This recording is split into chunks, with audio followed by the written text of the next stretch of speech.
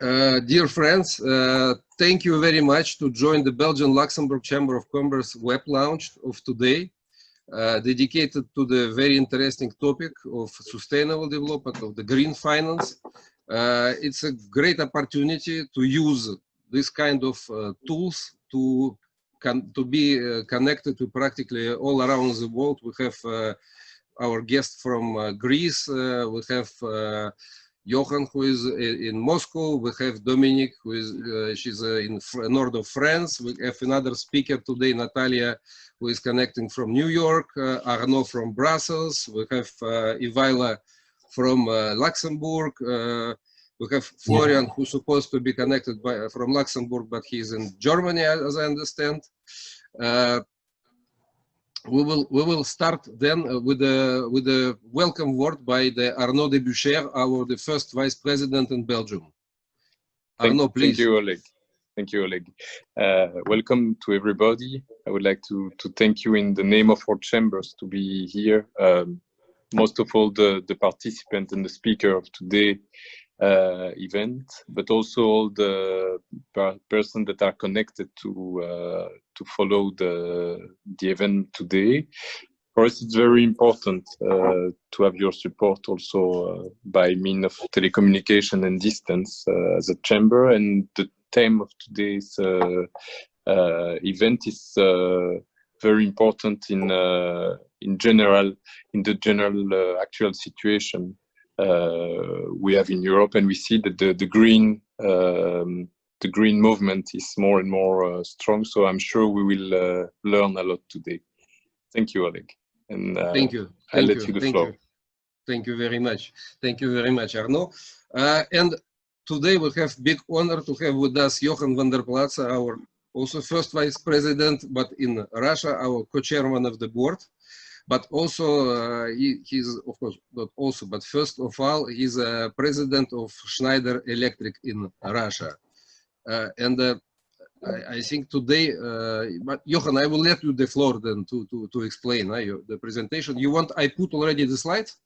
Yeah, well, yes, maybe just, yeah, you can do that, no problem. You can pull up the slides. I just basically indeed wanted to share a slide which was also discussed at a EU arranged conference just a week ago in Russia, when we were talking specifically about the Green Deal. The Green Deal, we all know, I mean, this massive transformation program is supported by the EU Commission, but it also has an implication on Russia itself. And before I go there, I also basically wanted to set a little bit the tone about the sustainability issue and climate change specifically in this part of the world. Next slides. So it is a topic which as Arnaud was saying, it's a global topic. I mean, climate change is happening everywhere, but in Russia, I would say, or you could argue that it's really very, very hot topic in the literal sense of the word as well, because the climate change in Russia is indeed 2.5 times higher than the worldwide average, and especially in the Russian Arctic, which is the last couple of weeks heavily in the news. We see that there the warming is 4.5 times higher than the worldwide average that you see. So the problem is there, although you could argue that it is less a topic which is alive in the Russian society than you would have back in Belgium or in Luxembourg or in other countries, for a number of reasons. First of all, it is not really about or among the public policy priorities from the government, be it the central government and the regional government. Yes, they start to talk about the topic, but by far not in the same way as you would have it in other countries. Linked to, secondly, also the population at large. The Russian population at large seems to be less concerned about climate change. There was a survey which was done a couple of years ago, and only 20% of the Russian population really considered this as a topic of high concern. And if the population is not so much concerned by at large, yeah, okay, then no big surprise that maybe it is also less debated on the policy level. I think indeed the Green Deal took really off because of pressure from the population at large. And unlike in Brussels or in Berlin or in London, where last year we saw literally hundreds of thousands of mainly young people demonstrating, nothing at all is taking place in that respect in the Russian society. So it's not a public policy priority, it's not a population priority.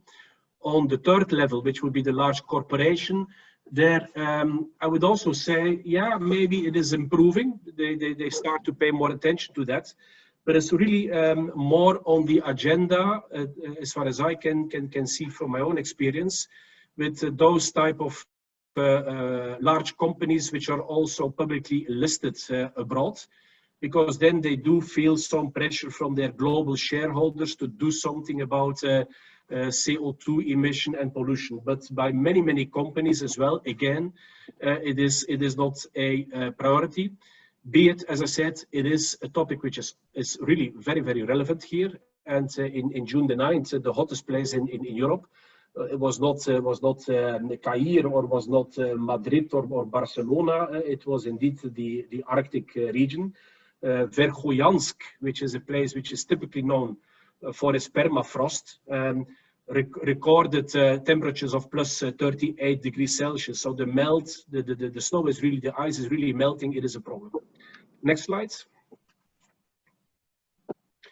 And part of the reason why I think it's not necessarily always considered as an issue is, and again, that's a thing that I see myself, is when you talk about climate change, often you hear the reaction, you know, why would this be a concern? We are living in a cold country, having a bit milder winters might not be such a bad thing at all for Russia.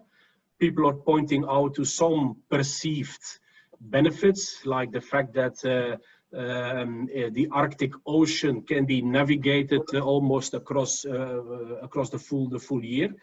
I think personally it's very ironic that because of global warming, you have now indeed tankers with oil which are able to navigate the Arctic Sea. I mean, it's very ironic, but it's sometimes pointed out as an economical plus or improvement for the harvest production. Or indeed, if you have milder winters, you need to heat less, so perceived advantage of some warming. But next slide. The economical, social costs, of course, by far are outweighing any possible perceived advantage. Last year, I think you learned about the stormy weathers in Siberia, the fires that took place. I pointed out the Arctic region, whereby just a couple of weeks ago you had the big spill of 20,000 tons of diesels in Norilsk, owned by Norilsk Nickel. The tanks collapsed because of the fact that they were based on pillars which were anchored in permafrost. The permafrost is melting. The tanks are collapsing. And if you think it over, that in Russia you have 150,000 kilometers of gas pipelines, 50,000 kilometers of oil pipelines, which are running in Siberia, in many cases anchored on permafrost, and in many cases very close to rivers. I'm holding my heart that in the future you will see more cases like Nornickel. And then the permafrost itself, you have massive infrastructure, buildings, which are anchored on permafrost. Yakutia, for instance, you see buildings which are crumbling away. That is also, you know, a tremendous economical cost for the country. And personally, I find it a bit ironic. Of course, we all talk about Corona and COVID, which is a terrible thing, and I'm not trying to downplay the human loss. In Russia, you have now about 10,000 people which died from coronavirus.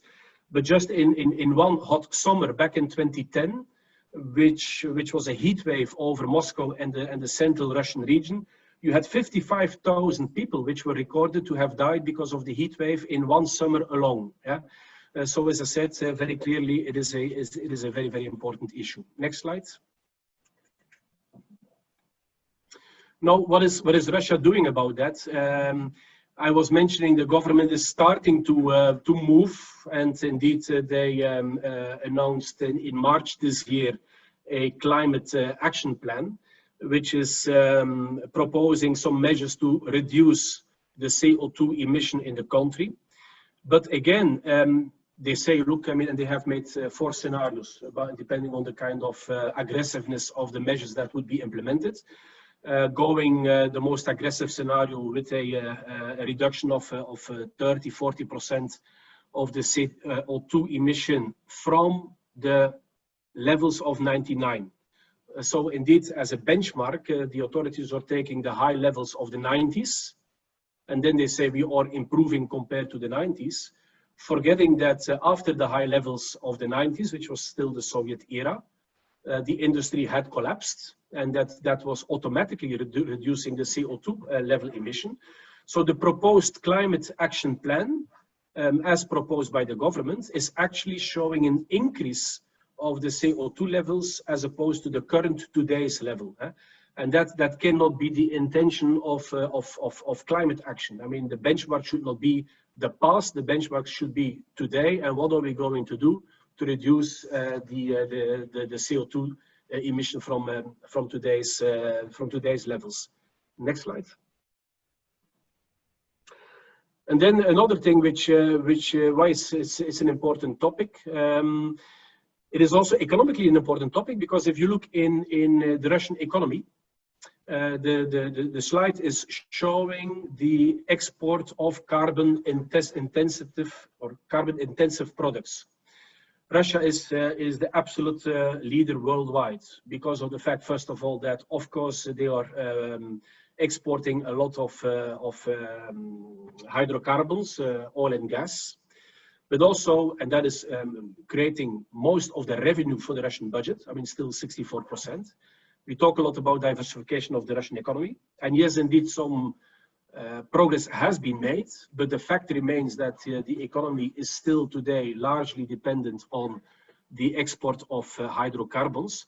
And if you know that the biggest economical neighbor of Russia is the European Union and then China, and if you know that both countries or the EU, they have made themselves very aggressive policies in place to reduce the dependency on hydrocarbon for their energy needs. It shows, it's very clear that in the future, the biggest source of income for the Russian economy is going to not go away, but going to diminish very considerably. There's no way that Europe can meet its 2050 CO2 neutral ambition if they continue to produce energy based on hydrocarbons. And that is the explanation of the energy Wende in Germany. Renewables are taking off. And that is, of course, going to pose a big challenge for the Russian economy as we move forward. The second part of the exports of the Russian economy are the so-called energy-intensive goods, which are products. In order to produce, they need a lot of energy. And you talk about aluminium, you talk about metal, you talk about those kind of things. And here, the second challenge is important for the Russian economy, which is indeed the Green Deal, whereby there are plans to introduce what is called the carbon border adjustment mechanism, which is basically a levy that is going to be imposed on imports into the EU of goods from outside of the EU which are produced in a not energy efficient way. And the logic is very clear. I mean, the EU is saying, okay, I mean, we can within the EU do all kind of measures, but if as a result production is going to shift away from Europe to other countries which do not care about how the products are being produced, energy efficiency or not, that would be the wrong way forward. So they're going to impose those kind of levies on Russian companies, Nornickel, Rusal, or whatever, who wants to export in the future as well their goods to the European market. And okay, I mean, in Russia, I know that some people say this is a hidden trade barriers that are being implemented, and it's true that we also have to look on the compliance of those measures with the World Trade Organization, WTO rules. But it's going to happen. It's going to happen for sure. But it's also an opportunity. It is an opportunity for Russian companies to invest in efficiency and automation. It is also an opportunity for European companies which are offering technologies which are enabling indeed those Russian big sites to produce in a more efficient way. So, as I said, I mean, every challenge is also an opportunity for sure for both sides, for the Russian economy to diversify, to become much more healthy, but also for European business with offering the relevant technologies. Next slide. And then indeed, I mentioned the word technologies. The good news is that the technologies are there in the meantime. I mean, we know that climate change is a massive challenge that we have. The technologies are allowing already to a large extent to address the challenge. And if you talk about the climate change, there are two ways, or two big contributors of CO2 emission. There is the generation of electricity or power, and there is the consumption. And often in the debates, we are talking a lot about the production of the energy. Go away from gas stations, go away from coal stations, invest in wind, invest in solar, which are today technologies which are as efficient or even more efficient than energy production based on hydrocarbons. So for that one, we do see a solution, which is good. From the consumption side there, I think we are not talking enough on the consumption side. And it is a fact that 40% of the CO2 emissions are coming from buildings or from large cities. And that's why we say that the battle for climate change is going to be won or lost in the cities. There the regulator has to play a role. And I know that the EU is doing a lot there to impose energy efficient standards on buildings. We, my own company, Schneider Electric, we are in debate with Minprom and the Ministry of Economy, so that also from the Russian side, they're imposing energy efficient measures on the way that we are consuming energy here. You know, I mean, I'm living a long time in Russia, and I was always struck with the mentality of many people around energy. People think it's something which is there for free. I remember very well when I was still a student, renting a room in an apartment of a wonderful babushka. It was a mild fall. Central heating was already completely switched on.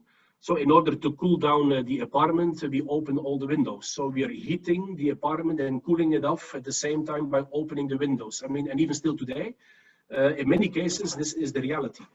So there is also, I think, a role that the regulator has to play to impose stricter standards, and the technologies are there. And the industry, we can really contribute a lot by offering the technologies which are addressing those challenges. Next slide. And this is a slide I'm always coming to the end. This is okay. How does the world look like? According to us, it should be much more digital. I mean, automation, digital, predictive analytics, remote asset control, all of those things are there to stay. And COVID, by the way, which is the good news, COVID has been a massive accelerator in the introduction of digital technologies and the introduction of automated technologies, which has as a good side benefit that very often the same automation, digitization technologies, which are now being introduced, are also much more energy efficient. And then indeed, in order to reduce the carbon emission, electrification is going to be on the forefront. Next slide. Which is a slide that is showing how a building today is being incepted and being rolled out. And you see that indeed smart technologies today are allowing a much stronger control of the energy usage in homes, in residential, in commercial buildings. You have those, I mean, sometimes it's very simple things. You have a detector which is detecting that nobody is present in a meeting room. Automatically the electricity is switched off, or only part of a meeting room is being lighted there where people are seated. I mean, you have all those kind of technologies which can reduce energy consumption by 20, 30, 40%. And the payback of making the investment is also very high, which is the economical rationale of going for those kind of technologies. Next slide.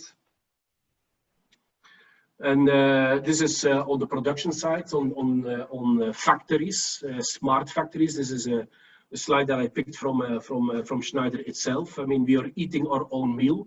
We are introducing smart factory production lines all across the board. And it's indeed paying back very quickly in more efficiency, bigger productivity, less energy consumption. And it's a thing I think that we will see as well being rolled out in the future as we move forward. And my last slide, Oleg, which is the conclusion on Russia. I mean, we often say Russia is standing on a crossroad. Russia is again standing on a crossroad. Russia can muddle through.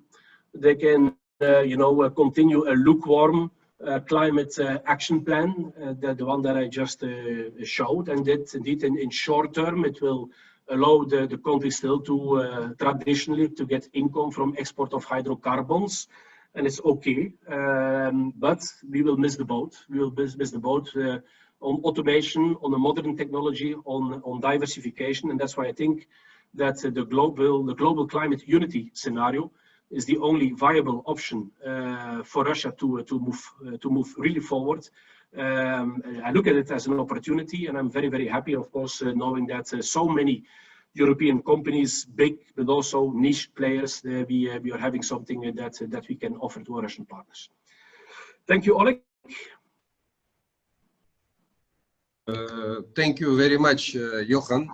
But it's very great that Schneider Electric, as one of the biggest foreigner investor in Russia, apply all this policy. And I think it's also important for the Russian company which cooperate with the Schneider Electric, for example, to also be in compliance with all the sustainability policy. I will let the floor to Florian. Florian Willershausen is a director of the Creon Capital. It's a Luxembourg-based investment fund, but also part of the big Creon group, which is also located in Russia. But I think, Florian, you will explain yourself, because your presentation will be as following the explanation of Johan. All right, with pleasure. Thank you very much, Oleg. Sorry for being a bit sunburned. Yesterday came back from a sailing trip, and it is clearly underlined also by the red interior of my hotel room here in Germany. So maybe you switch on the presentation quickly. Yes, I will do. Just a second. Creon Capital presentation. Share. Oops. So my name is Florian Willershausen, working as a director for mostly business development with Creon Capital, Luxembourg-based fund management company initiated by the Russian consulting company Creon Group, which has been for several years also in the especially environmental linked project involved. So this is now about green finance and ESG integration. We go ahead with the next slide. Maybe one step back to remind everybody what is meant, and let's decrypt the letters ESG. So E is dealing with environmental issues, which is crucial, especially as Johan mentioned before, for Russia. So we are talking here about measures to reduce greenhouse gas emissions, increase biodiversity or keep the biodiversity. Also about circular economy, which is getting a more and more important topic for Russia as well. Another letter S, social worker treatment, product liability, working safety, and other measures which have to be kept in mind. And governance, of course, anti-corruption, transparency, gender equality. All these factors are more and more evaluated by banks and lenders in the financial community, the capital markets. And this is the important point, because ESG is the investor's viewpoint on corporate social responsibility. Today I'm going to talk more about first the environmental aspect of ESG integration. We get back one slide back, because that's the second moment, because I also want to link that to the corporate level in Russia.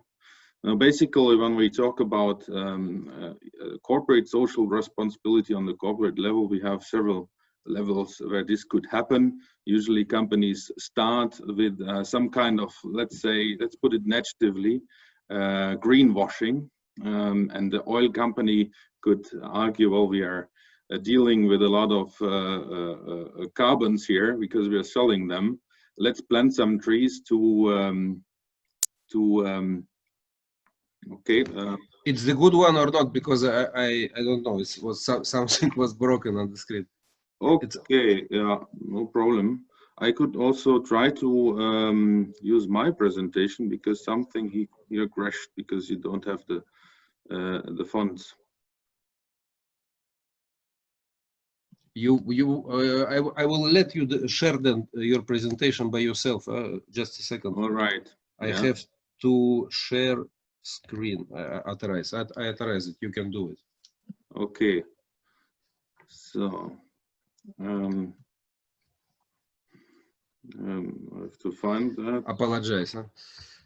No problem. So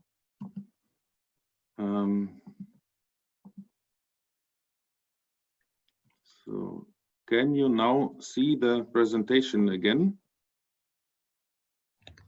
Yes, but it's the last, I think, page. Oh yeah, that's right. It's not that much, basically, so I'll quickly run through that to leave more room for discussions. So oil company planting trees, that could be the first step, and merely a PR measures. That's where it all starts usually, when somebody is doing corporate social responsibility and ESG integration. A second level would be ESG, let's say, orientation done by specialized departments with ecologists, reporting on environmental issues, but also the governance measures and the anti-corruption plans of a company and concrete achievements. But this already shifts from the PR department of a company to specialized CSR, sustainability, whatever you like, or whatever you like to name it, a department, and also becomes more attention by the upper level. But actually what we need to take the topic of ESG integration seriously is that this becomes an integral part of the company strategy, with the CEO of a company taking this as a strategic topic and paying attention to concrete measures, how to ensure and increase ESG integration in any company. And this would, by the way, also mean some disruptive investments and technologies to be introduced. I would say that on a, let's say, greenwashing level, one might argue when a company such as Shell starts to invest in hydrogen, some might argue there on that level that they are crazy and stupid, because actually they demolish their own business model. But instead, this is actually a very progressive move forward, which would be recommended also to Russian oil and gas companies, for instance, because investing in hydrogen, but also in renewable energies, helps to diversify and balance the business model as of today, and protect it for the future.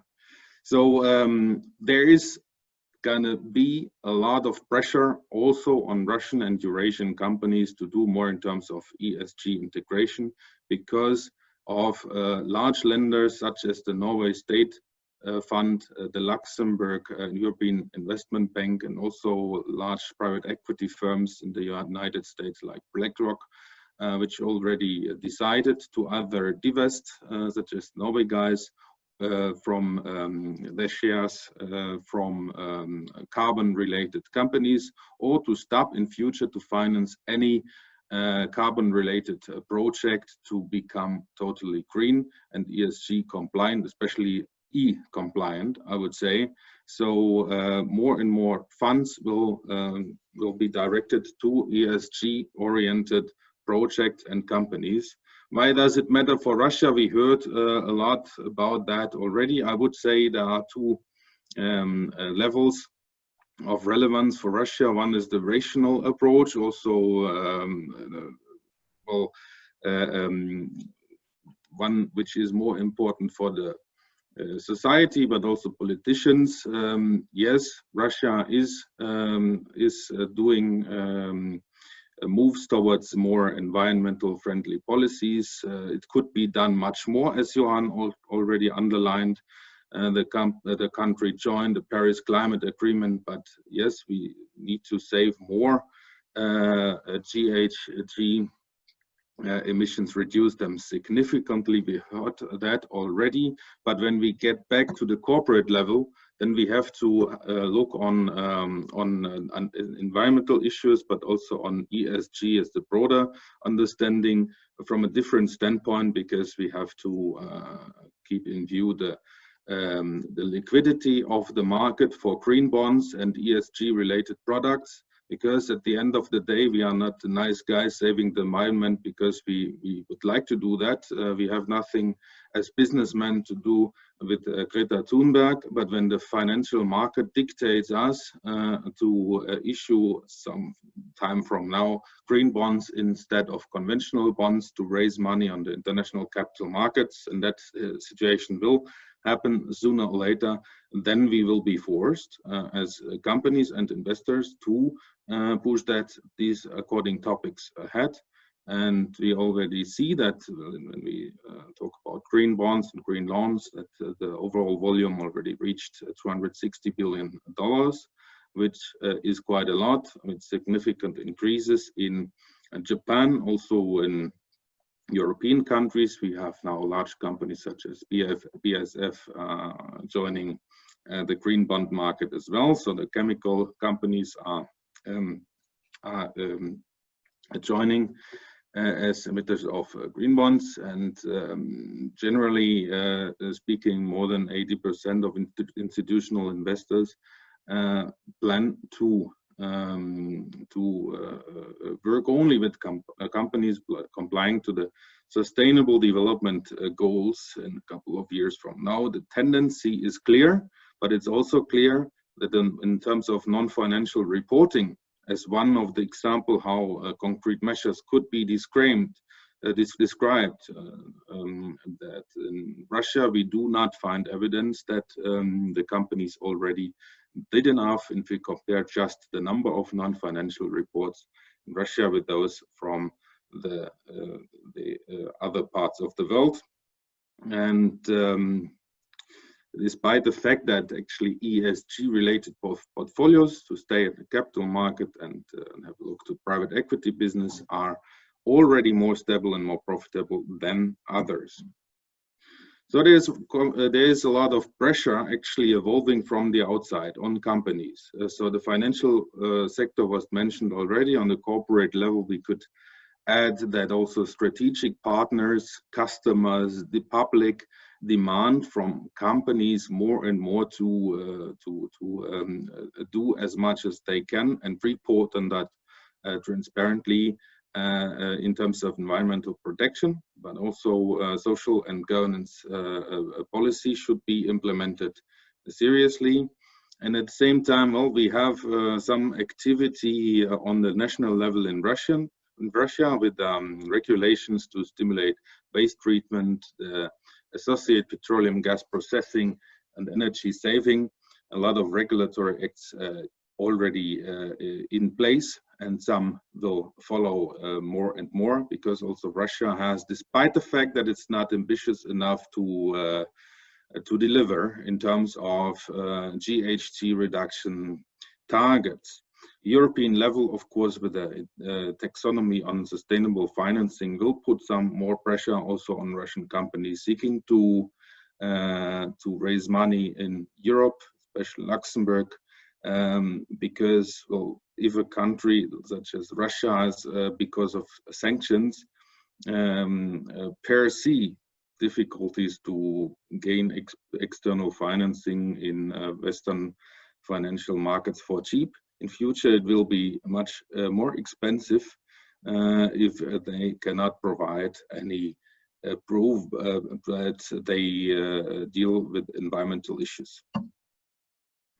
Actually, the situation to come to an end is not that bad. I know that because our partner in Moscow, Creon Group, started together with WWF Russia about 7 years ago to rate oil and gas companies in terms of environmental responsibility and the transparency on ecological issues. And in the first couple of years, it was very difficult only to receive some data and more detailed information. So it was a bumpy start of that project, but in the meantime, it became much easier. And now all the companies have more and more sophisticated reporting in place, at least in the oil and gas industry. They do protection measuring of, let's say, pipeline safety and such things. That's we see some progress, and it's time to show that, which they do not, because actually the involvement of Russian companies in the ESG community in Europe is still very limited.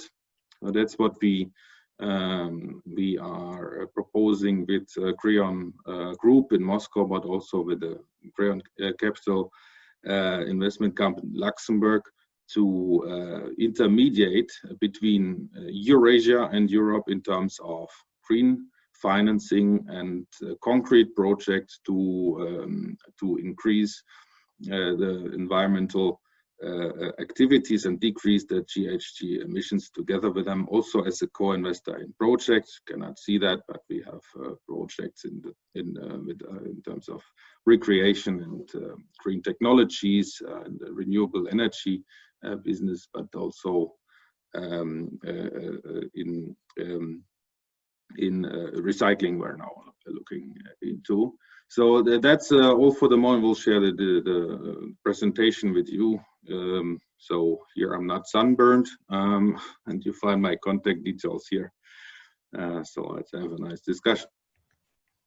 Thank you very much, Florian. But I apologize for these technical difficulties. But anyway, we decided at the end of our webinar, I will send by email to you all the files with the presentation.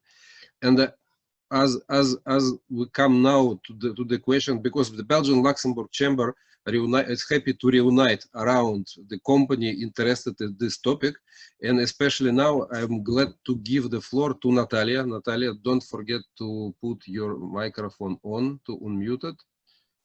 It's yes, unmuted. Thank you. But I will let you present yourself then, Nataliya. You wish I put the slides now or a little late? Yes, I think I need my presentation because I would like to add more information that Florian explained in the presentation. Why the ECG, it's important things right now to the companies. Please, next slide. I would like to explain this by financial side. If you align ECG benefits to the income statement, you see the benefits. It's increased revenue, it's reduced material and waste expenses, and most important things, it's reduced interest on borrowed capital. Because the all company, they understand they need making the big changes right now, but we need the money to do these changes. And it's opportunity for the companies to get the monies from different kind of sources. It's the bank financing, it's the issuing of the green bonds, it's involving to the national projects, for example, in Russia. Oleg, could you make the next slide, please?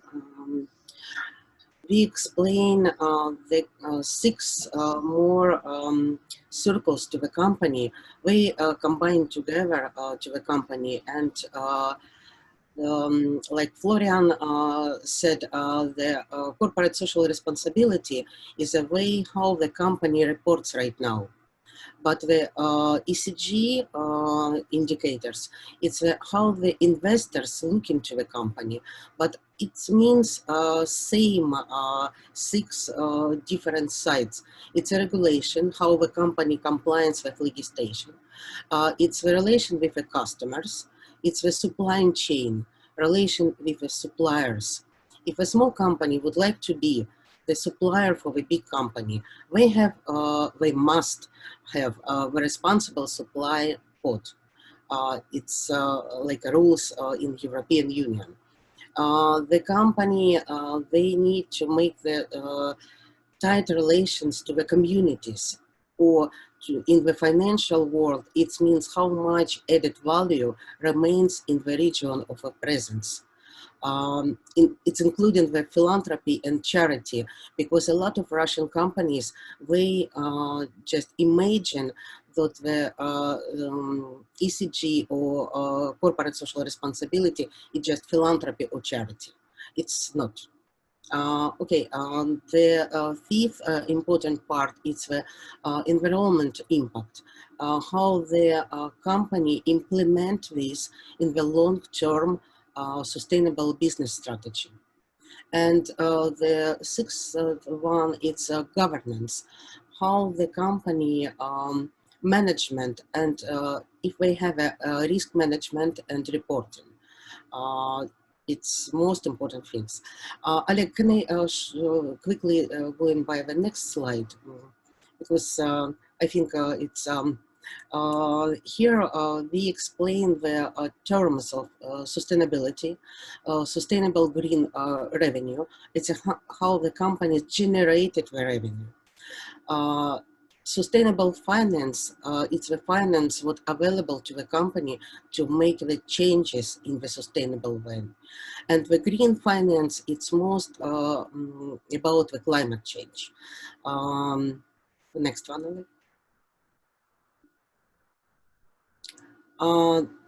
All of these big structures moving, they created by the network for the greening of financial system. It's the network of a coalition of the central banks. The central banks, they have a main role to exchange whole financial system to the green finance. Next one. And the taxonomy, it's just the technical screening criteria for economic activities. But right now, company can just explain economic activities if they follow into the 5 of the main criteria: climate change mitigation, climate change adaptation, sustainable and protection of water and marine resources, transmission to the circular economy, and pollution prevention and control. It's rules by European Parliament. The European Parliament adopted the taxonomy, I think, in the June 2020, but how it affects the Russian companies. All the public listing Russian companies, they have to follow the European rules, because they usually they listed on the London Stock Exchange, European stock exchanges, any stock exchanges, they have now the same rules. For that reason, in the taxonomy, it's part of European Green Deal system, but it's 3 different documentation: taxonomy and the directive of non-financial reporting. The company, by the non-financial reporting directive, they must explain about the ESG or corporate social responsibility, or explain why not they reported about this. And next slide, Alec, please. Okay, here is the three general types of supply and chain regulation. We're coming back. If a company from Russia would like to be the supplier for the big company, they have to follow for some regulation, and also they can get the money, attract the money on the market to making this movement more quickly, because if they borrow the money, it's the difference between the green money and the usually borrowed money from the banks. Because, for example, the Russian railway company, they had just regular European bonds. Their point was like 8.29%. And after they issuing the green bonds, they have points like 2.25. It's a 6% different. It's the cheapest money for the company. And the company, Russian railway company, yes, I understand it's a big company, but the green bond issuing, it's available for any size of companies. And they have to choose right now how to attract money from the banks, from the market, or from private placement, but the rules will be same to the companies. Next slide, please, okay, I said the taxonomy is a part of investment Green Deal plans in Europe, but the most important things, the European finance industry reforms coming ahead, and the economics reforms. And the company who would like to be in the trend, they have to carefully monitor this situation and be in the trend on the future. The next slide, please. We're talking about not just opportunity to get the money or to be the supply, including in the supply chain, but we talking about the assets and the risk right now, because the European taxonomy, they just making the clear classification about the brown assets and the green assets. And it's very important to the financial market, because the investment company, banks, and any kind of the firms from financial industry, they in the big risk to get a lot of brown assets in the portfolio, and they have to move to the green assets shortly and quickly by the next few years. Here the financial risk, market risks, insurance underwriting risk, operation risk. If somebody would like, after the event, we sent a presentation. The next slide, please.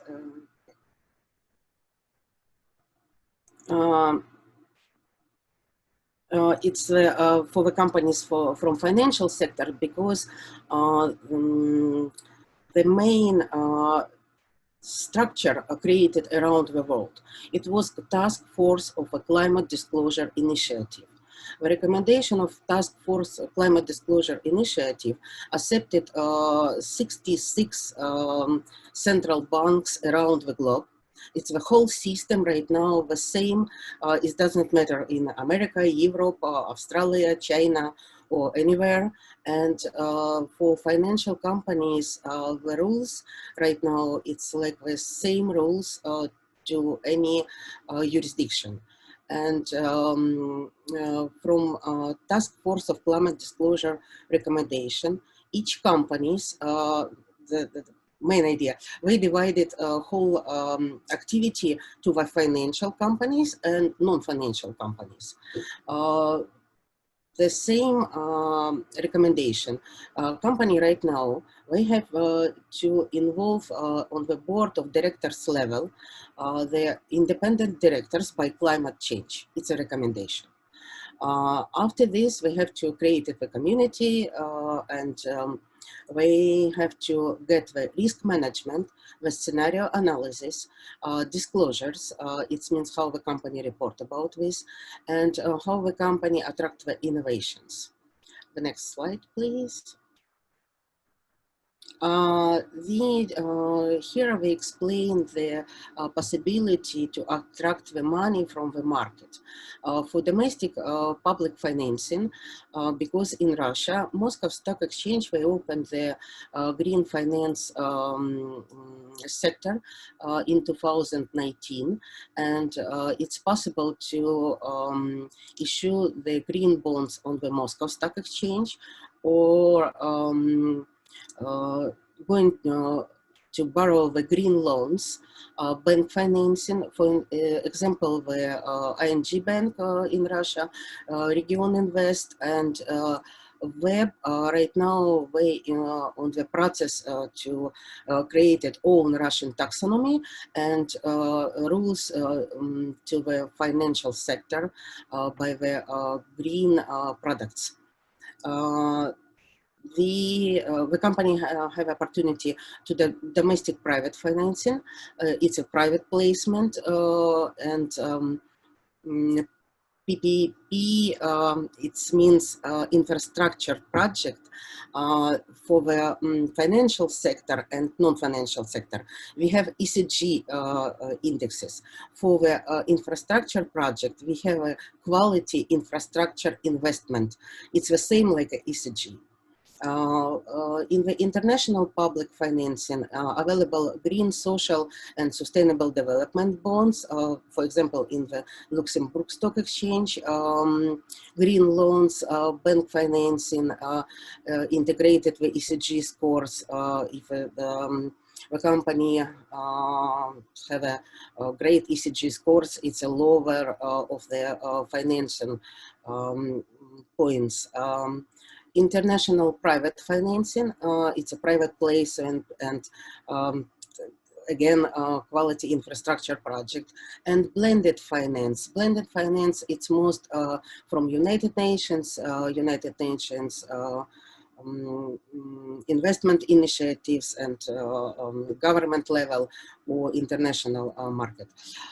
But the same, all proposal to attract the finance need financial and non-financial reports and ESG performance score. Next slide, please.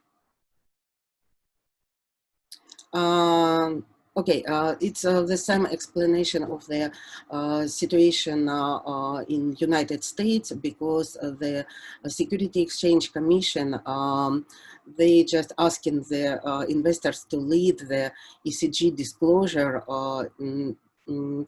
The different understanding of the ESG disclosure, because in European practices, it's a lot of third agencies, they provided the ESG information by from the companies. But Security Exchange Commission, they would like to, this information will be provided by company itself.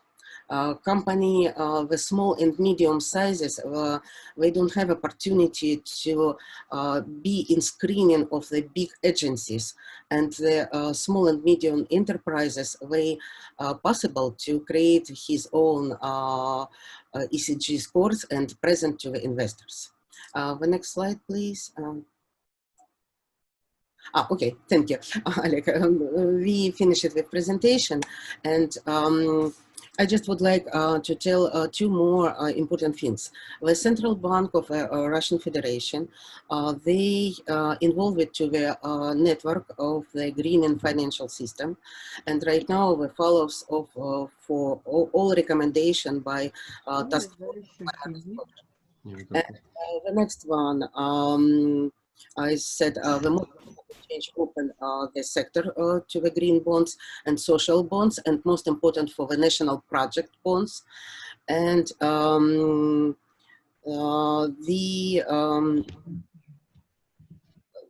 central banks, they issue the new rule how to issue the bonds, all bonds. And in this part, they recommended to issuing the green bonds and making the second and third opinion by the international organization and be totally follow the international rules. It's the most important things right now. Thank you for attention. Thank you very much, Natalia. It was a little bit academical, but it was very interesting. Thank you very much, Natalia. And I would like, as you repeated a few times the word banks, banks, banks, I think the banks have to do something also inside this topic.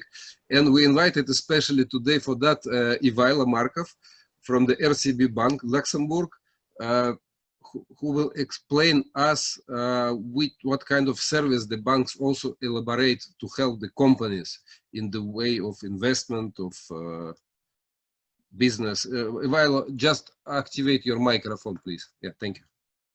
So, Oleg, thank you very much for inviting me to Belgian-Luxembourg Chamber of Commerce in Russia for this invitation. I'm representing RCB Bank, which is actually culturally it's a multicultural bank.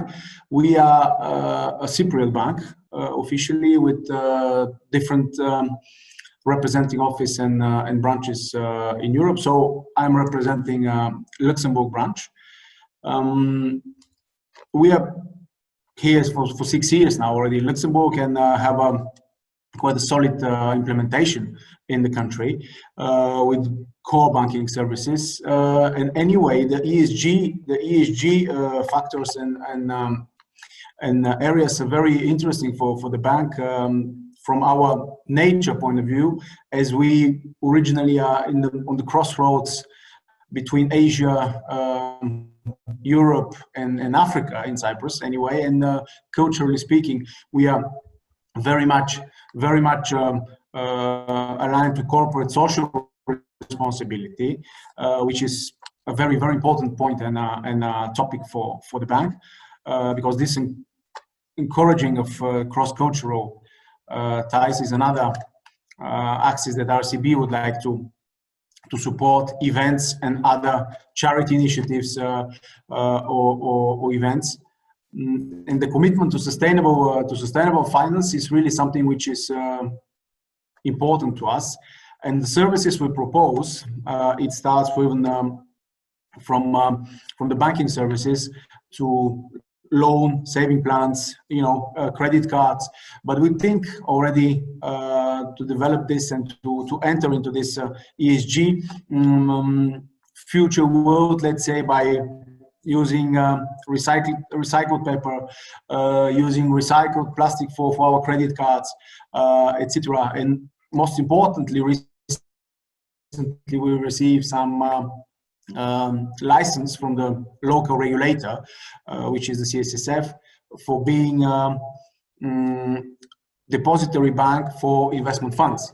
And from that moment on, and all the marketing process which is behind, we receive many demands, numerous demands of promoters and sponsors of investment funds, and around 60% out of all the projects, which are more than 40 we have in the pipeline, 60% of that is linked to the ESG area. Once again, as a depository bank, we have a very high importance of control of all those assets, because the regulator more and more considers us as a permanent auditor in the investment fund area, because the bank has the responsibility for all the assets into the investment fund. For the ESG area, let's say, we have products which are very interesting from this point of view, and our role here is to really control, first of all, if we go to the project or not. Of course, there is a due diligence process, but from a sustainable and green point of view, we set up a robust structure of checklists and controls, so that the promoters are really checked that their projects are covering all those points of ESG, because from something which I learned, I'm 13, 14 years professional here in Luxembourg in the area of the investment fund. Very, very often, you know, the sponsors are coming with an idea which is not really the one they think about, or which is not really what they want to do finally, especially in the investment fund area, where you can see very, very numerous types of products for investment funds. So our checklist, thanks to our checklist and procedures, we can first of all understand what is the type of funds, type of investment, what is the result behind, because it's very easy to consider your project as green, or very, very often it's not green. You know, when you say that junk food, fast food, actually the fast food is not really, it's not all the time junk food, for example. It's a kind of idea which is not always true. This is the same here for ESG plans and projects which are arriving to us. They're not always as they seem to be. Just to give you some clear examples, we are working on several projects of about Russia on the ecological agriculture production in the Krasnodar region. This is something which we're considering and doing due diligence for this. If this will be a final project or not, this is another story. But this is something really for level of 250, 300 million euro, which is an important project for the country and for this local sponsors, which we support. Until the end of this project, we have proposals for African ESG projects as well, investment funds. But in the private equity, which is our, let's say, our area of action, because our license covers this kind of areas, we have a very important point put on the check of the investment managers and promoters, because we would like to see, first of all, what is the strategy and the vision, what is the technical data behind, what is the ESG professionals they have into their premises, and the portfolio management point is really it's primordial for the project, because we need to be sure that the assets planned to be invested, the money will be really invested into these assets, and this is one of our three main characteristics and responsibilities in front of the investors and the regulator and the asset manager, which is the safekeeping of the assets, or record keeping, ownership verification, the cash management, very important, because I wouldn't say that I saw this type of projects too many times, but there were 3 or 4 times where there are some frauds, tentatives for investment funds, green funds, let's say. So cash, of course, cash management is primordial, and then the last one is the oversight of all the service providers and actors into the ESG projects area. Not only ESG, but in this particular topic today, ESG type of funds. So this is something we lead on, and we go into development of the 5 next years, 2020, 2025, that we have a robust project of around 450 million business plan of assets under management to be reached. It's not, I wouldn't say it's too much, it's not tiny either, but for 5 years and enormous topic and type of asset which became the ESG and the green area, we are pretty confident that we're gonna reach this, and most importantly, that the impact behind will be really socially and ecologically visible, because this is among our priorities into this area of investments. Thank you, Ivailo. Thank you, Ivailo. We will talk about banking and finance plays, but also I see that we have with us also today Andrei Daskovsky, because Andrei was in charge of one big industrial project in Russia. And I know that last year he was working especially with the questions of compliance with the sustainable development. Andrei, can you say just few words, please? Yes, okay. Thank you, Oleg. Good afternoon, colleagues. Well, basically, I've been a CEO for Sibelco company. It's a Belgian-based company involved in, it's multinational, involved in extraction of industrial minerals, also processing and distributing the output. And I came to the company in 2016, and 1 year before that, the idea of sustainability, sustainable development has just come to the company's agenda. Yes, we've talked before that the concept, the discipline, and the business practice of sustainable development originated in oil and gas companies. However, I think at the moment most of the international companies that are involved in extracting something from land, from soil, they have also embarked on this practice. So one of my challenges as the CEO was to establish sustainability function in Sibelco in Russia, because it did not exist at before that, and even parts of sustainable approach were not part of the local practices of the company in Russia. So how Sibelco sees sustainability?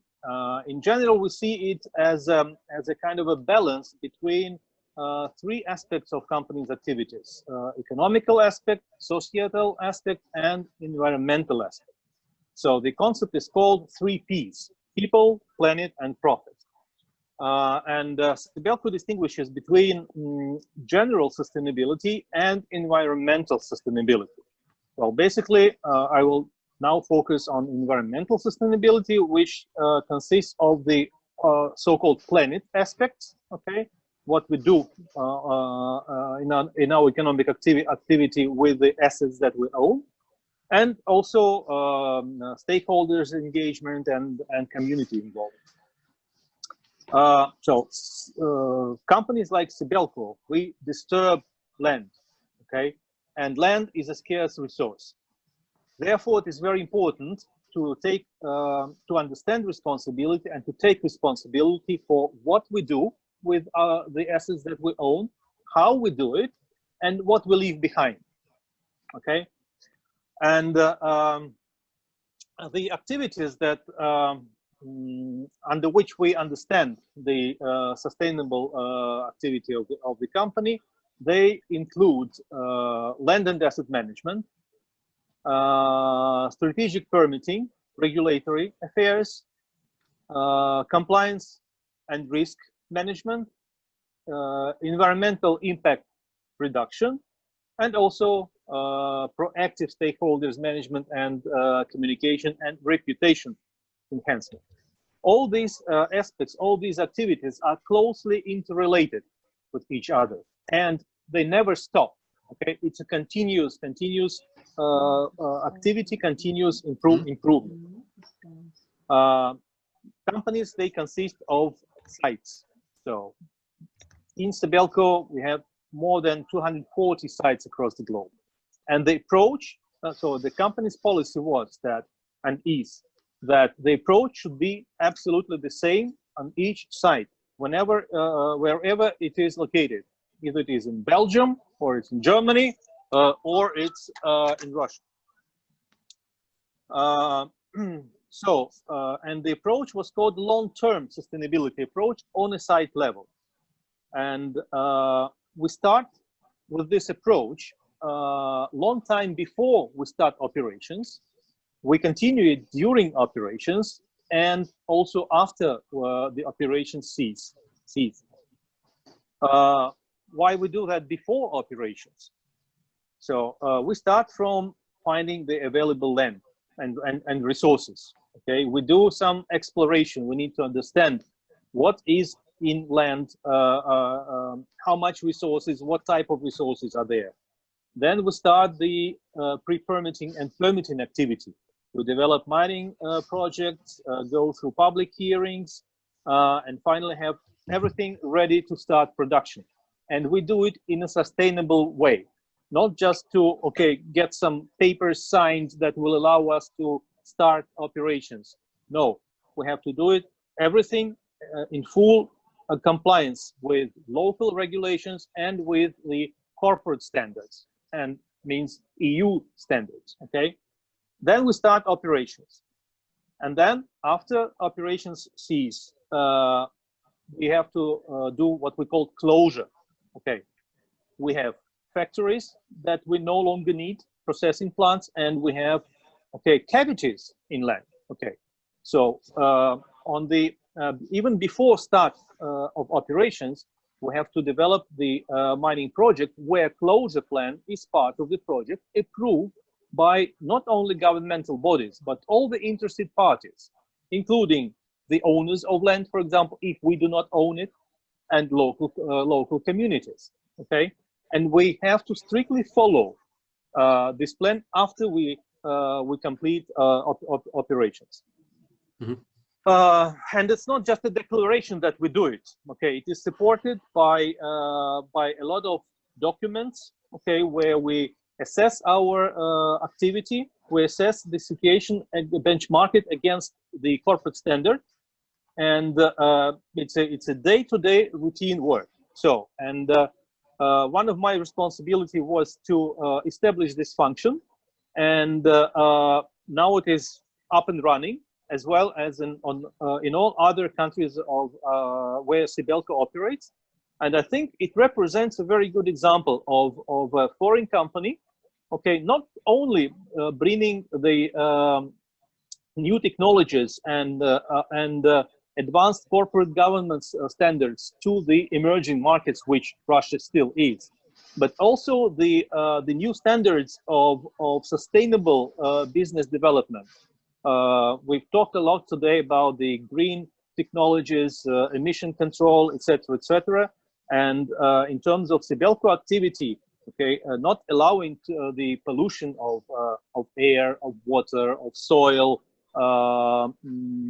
establishing good relationships with the communities around your plants and deposits is something that Russian business did not know, did not experience in the past, and still is. So I think it is a very remarkable example, and I'm proud of being part of this activity. So that was I think a practical example of introducing the business sustainability values in the Russian Federation by European company. Thank you. Thank you, Andrei. It's true that Sibelco have a few factories in different parts of Russia and already implicated, I think, for more than 10 years in Russia.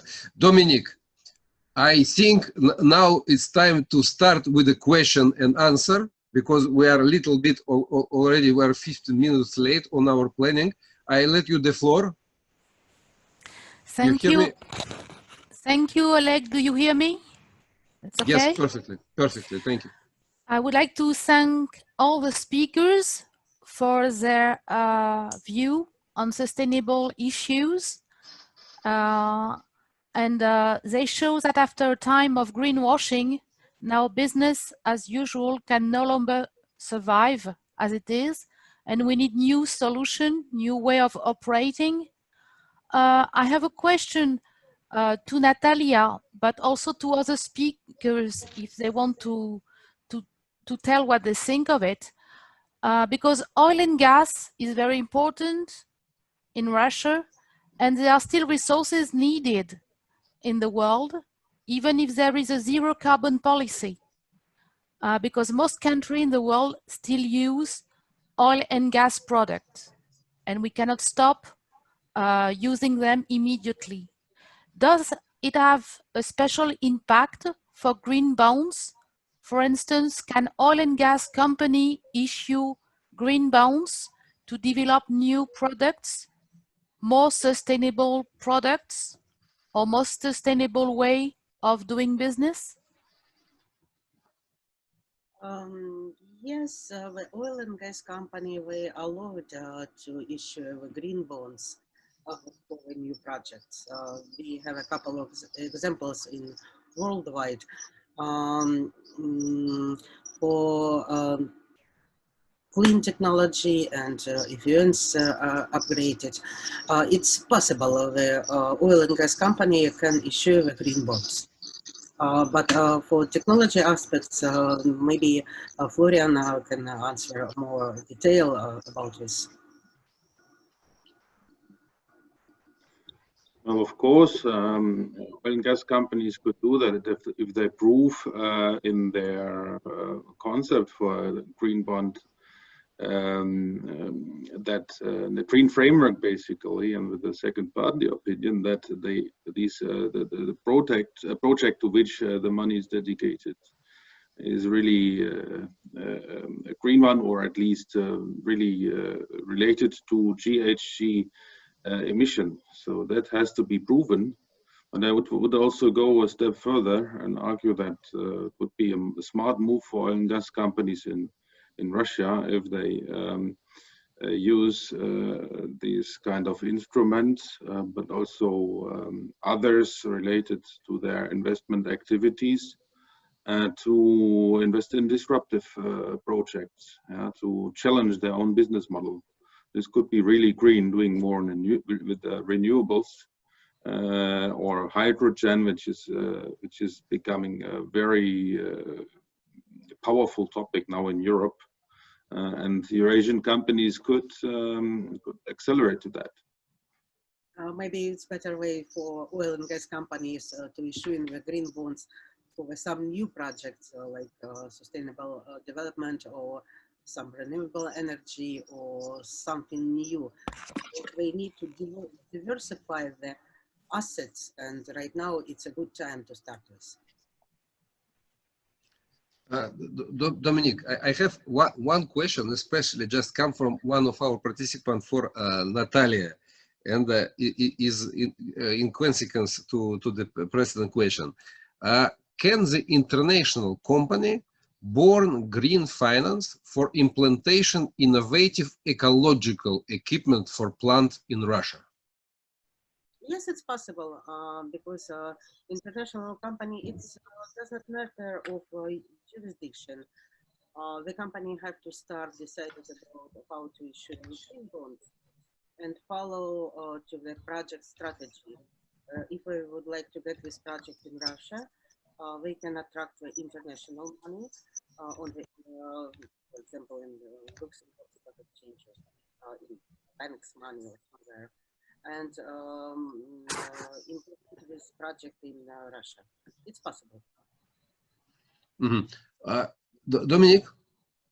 Yes. You have... I have one question also. Very often, experts say that when you have a sustainable policy for your company, you are more resilient when there is a crisis. Do all the participants think it's really the case? Or is the cost of non-action more comfortable? In a way, is it worth doing some efforts, even if they're not compulsory? I can provide one live example from my experience. Okay, one of the old deposits that was fully used back 15 years ago was not recultivated in a reasonable way, in a sustainable way. Okay, so the company believed it saved money. Okay, and it was 15 years ago, and the land were agricultural. Okay, and at that time, in the beginning of 2000s, the Russian government did not pay so much attention to agriculture and to agricultural land.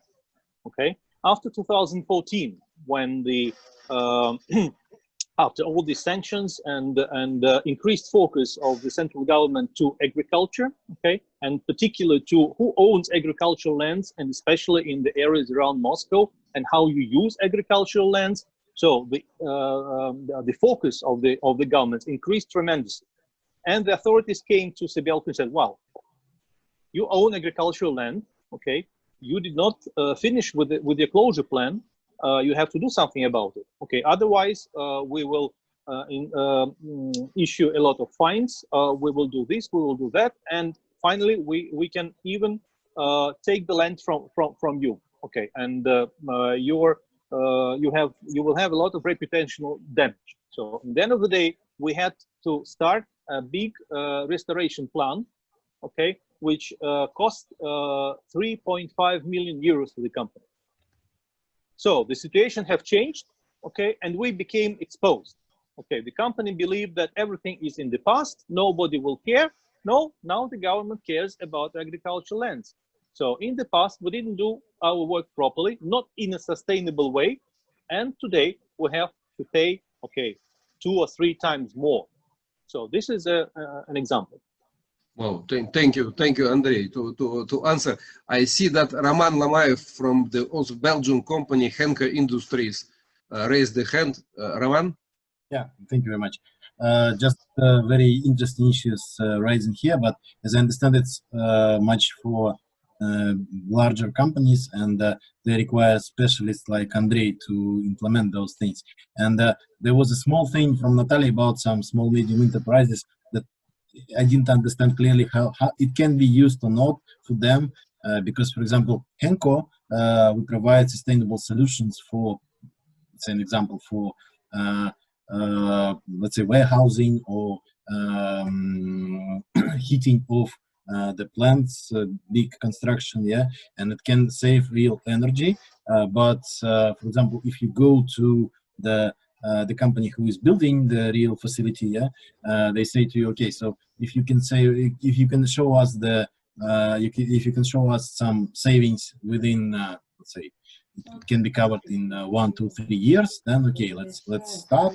But if not, then it's not interesting for us. And if there is such mechanism that they can implement for some cheaper money or for some additional funding or whatever, maybe some banks can help them with that, or we don't know the thing how it can happen. Can be used for smaller companies or not? Yes, I know just, is it possible to give a name of a Russian banks right now, Oleg? But we are free. I can stop already the recording because it was recorded for just for the